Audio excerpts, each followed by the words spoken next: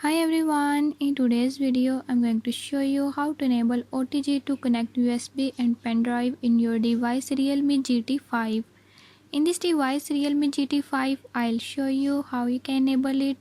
Before I start, if you are new to my channel, don't forget to subscribe and press bell icon. Watch complete video and learn how you can do it. Let's watch the video.